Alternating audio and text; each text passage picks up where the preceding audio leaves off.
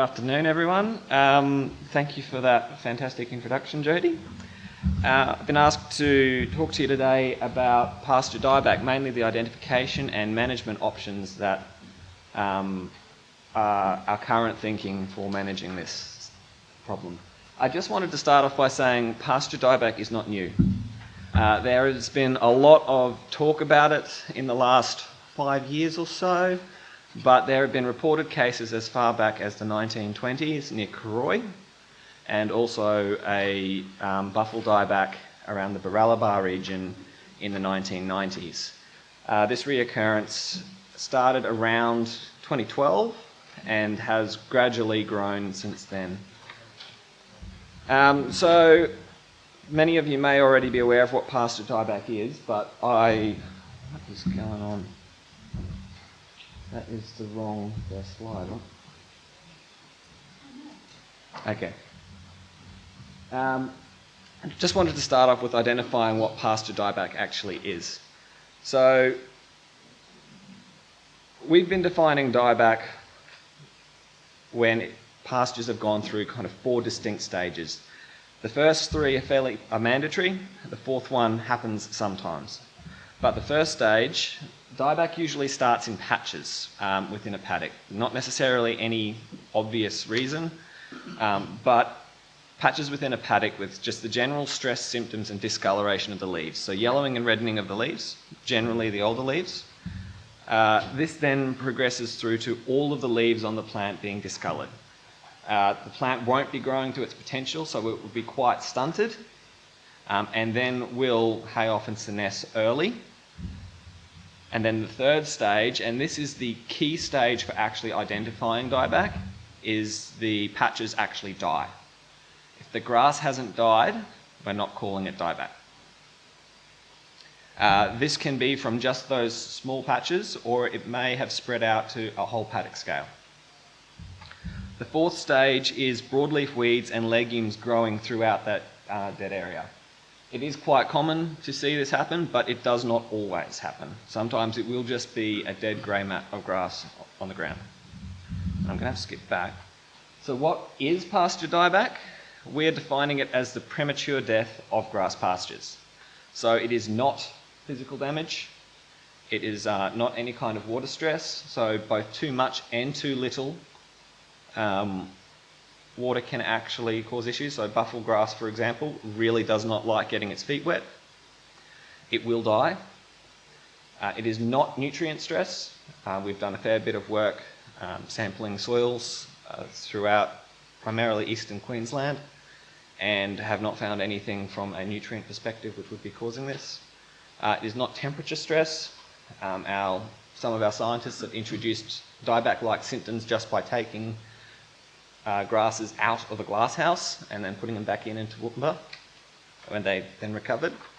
It's not a known pathogen. So different types of grubs, fungal infections can cause very similar symptoms, and it's also not herbicide damage. A sublethal dose of glyphosate, for example, can cause very similar initial symptoms. I'm just going to skip through this one again. So with that in mind, I'm not going to ask you to... This has been changed. Oh well. I'm not going to ask you to actually figure this out. What was meant to happen is those bottom labels weren't meant to be on this slide.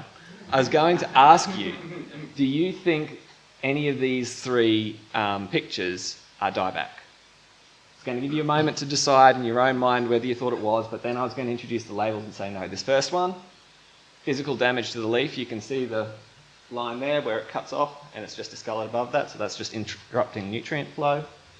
The second photo is buffel grass blight, which is a fungal infection, and the photo on the right is water logging of buffel grass in a table drain off the side of the road. So the yellowing and reddening is around the outside of that patch, but it's a dead patch in the centre. One of the things, or one of the many issues which we've been having with this condition is actually identification. We have had people report situations like this as being dieback, but when we go and have a closer look, we find a fairly not necessarily readily explainable reason, but another reason why the grass has actually died. Another one, which was meant to be introduced gradually, this is signal grass in North Queensland. This was from grub damage. And then these three photos are dieback in a few different species. So on the left, signal grass, in the centre, buffel grass, and you can see those broadleaf weeds actually growing through in that instance. And then the photo on the right is green panic on a roadside just south of Rockhampton. That one is actually in the earlier stages of dieback. But we do know that that plant did actually die. So that's actually just outside my supervisor's place. He's got dieback on his property as well. So the impact of dieback across the state, Jody said I've been across most of, I think he said Eastern Australia, Eastern Queensland. But I've been doing characterisations where I've gone and looked at both affected and unaffected locations on the property. We're very specific about not saying healthy locations because we do not know whether or not the causal agents are actually still in those apparently okay grasses. So I've been collecting GPS points when producers have noticed dieback appearing on their properties, what kind of pasture compositions they've had, management history, symptoms, what kind of area has been affected, all these kind of factors that may be playing a role. And also asking producers about the impact on their properties. So in 90% of cases so far, dieback has been occurring where there has been a fairly substantial amount of pasture biomass, so greater than 2,000 kilos per hectare. So in well-managed pastures which haven't been overgrazed. Of those properties that have been affected, 71% of them have reduced their stocking rate. This ranged from between 10 to 100%, generally averaged around that 30%. One of the challenges we did face with some of this initial work is that this was, a vast majority of this was actually done at the end of 2019, early 2020. Some of you might remember that was actually quite dry. Casey was actually on some of these trips as well, doing some of the FBA work. And yeah, we all struggled to find and deal with some of the dry conditions. So it has had a fairly significant impact on some properties, but we have also seen some natural recovery. So this is Bisset bluegrass on Brian Pasture's research facility. This is one of the paddocks which they use for their calving. We haven't got a trial in this paddock, though we do have a trial in a separate paddock. They've just used this paddock normally as they normally would have, just only putting stock in for as long as it would support carrying that stock. June 2018, it was only the legumes growing. The Bisset had basically collapsed. The photo on the right is from April 2021, and the Bisset growing through that paddock is back pretty much as good as it ever was. So in that 3-year period, we did see some recovery there. We don't always see that. We do have a trial on another property, which was originally buffel grass, and 6 years later, there is still next to no buffel grass to be seen. So what's causing dieback? There are 3 broad categories here which we believe are interacting. So the environment is the first one, rainfall, soil fertility, temperature, that kind of thing, so basically climatic conditions. There's still some management factors, so management comes into how much biomass there actually is within a paddock. Your management choices also influence your pasture composition, because cattle will selectively graze the grasses which they prefer. And also potentially chemical application histories, fertilisers, and also history of burning programs. But we believe that those 2 groups are creating the environment for a pathogenic organism. So some kind of insect, fungi, virus, bacteria, something which could cause disease in humans, could also cause disease in plants. So that is what the pathogenic organism is, what we believe to be the cause of dieback in conditions that have been created by the environment and management. So what management options are there? This is pretty much the diagram which we have been showing producers at workshops which we've been running over the last couple of months. I realise there are arrows going absolutely everywhere, but that is because there is no one size one-size-fits-all solution. What's going to work for one person may not work for another. So in these situations, we've been basically working one-on-one with producers to go through, okay, what's going to work for you? So the first option is the manage for recovery. So this is basically just adjusting stocking rates to suit what actual pasture is still there, carrying to capacity, doing a forage budget. And if you're in the other room listening to Greg, you'd be hearing about the Stocktake GLM app, which is a fantastic way of doing that. The second option is taking the opportunity to improve pastures. So the main option here is sowing a legume. We know that legumes are not affected by dieback. So if there aren't any legumes already present in that pasture, it is an opportunity to do so. There are also a range of, we're saying, tolerant grasses, because some species do seem to be less affected than others. In these situations, you'd also fertilise if your soil tests suggested that you needed to. Third option is sowing a break crop of some kind, whether or not this is just a single annual forage for some kind of grazing or hay or silage. We would not recommend a forage crop long term.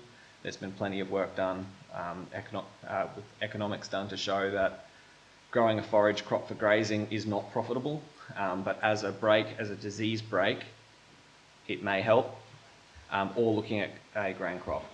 Something to consider with this option, if you're dealing with clients in a reef catchment, is the new reef regulations and having to go through all those procedures to get those permits as well. The fourth option is controlling a pathogen. So that could be some kind of spraying of an insecticide or a fungicide or some kind of burning program. We have two preferred options out of this.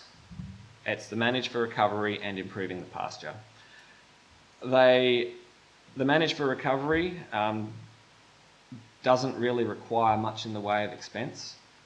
It's pretty much just managing what grass you do have and removing the broadleaf weeds if you're able.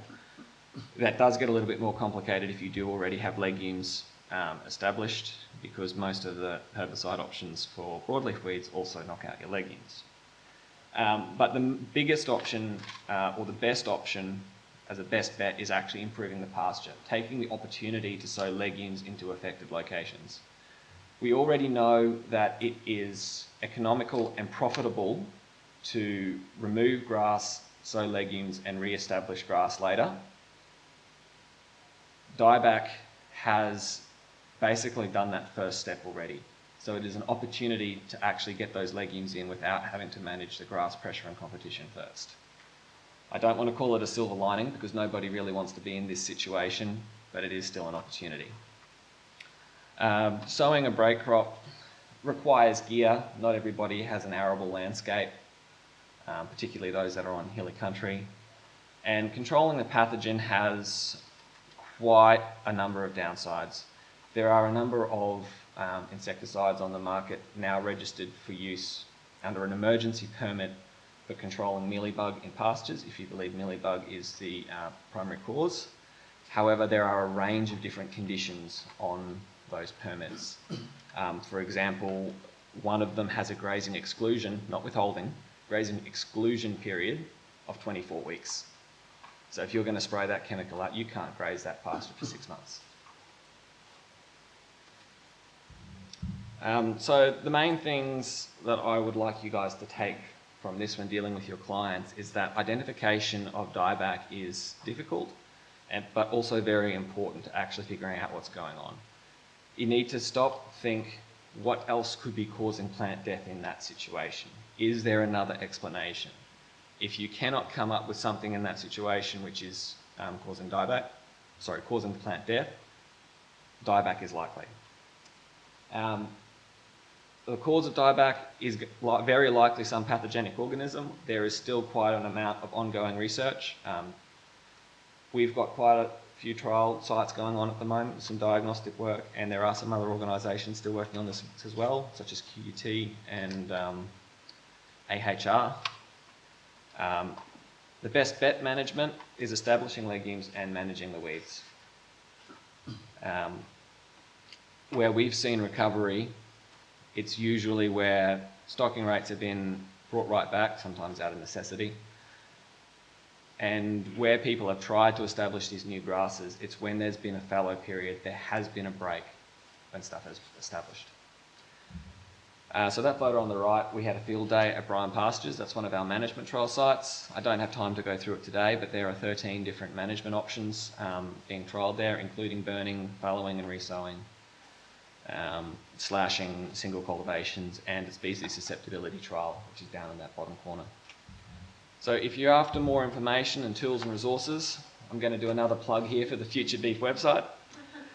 We have a range of different fact sheets that are available there, which cover off on probably in more detail what I have actually spoken about today, because I've only touched on things and I could talk for well over an hour on dieback. You can also sign up for our Pasture Dieback Industry Network on Future Beef. So that's one of our extension staff who is also working on this project with us, generally sends out a letter only every 1 or 2 months with an update on what we've been doing with our trial work, where we're at, any upcoming activities, field days, that kind of thing. MLA also have a Pasture Dieback website with a newsletter. In your bags there is actually a Pasture Dieback guide which MLA published and launched at Beef this year. That is available on that website as well. And also the New South Wales DPI website where they have their Pasture Dieback identification guide. On that topic, that is this little thing. This is the Pasture Dieback identification guide. It's intended for use as a, basically as a ute guide. So you clients, if you've got a copy of this, just keep it handy, easy to keep in the glove box. It goes through all of these identification steps that I've spoken about already. It goes through some of the potential causal agents as well. Really great little resource. If you're interested in having one of these, I do have some with me that you're welcome to come over and get one. But only a handful, and we do only have a limited number that it's actually imprinted, but they are available online. Also, on the back of this, all of those websites that I just mentioned, handy little QR codes. And you guys are actually the first to hear about this. Coming soon, we have our Pasture Dieback survey app. So this is a smartphone app which we have been developing as part of one of our MLA-funded projects. The idea behind it is that anyone can use this tool to report where they've got dieback or where they suspect that they have dieback. It'll function offline. So you can be out in the paddock, you can go, I think I've got a patch here, pop it out. Doesn't matter if you don't have signal or not. It'll let you fill out the survey. And then when you get back to an internet connection, you can upload it. And yeah, get involved with the research. Help us find out where dieback is so that we can do something about this. And it will be available in both the Google Play and the Apple App Stores soon. I was hoping to say now, but not quite, unfortunately. We're in the final phases of actually finishing off this development. And that's it from me. Do we have any questions?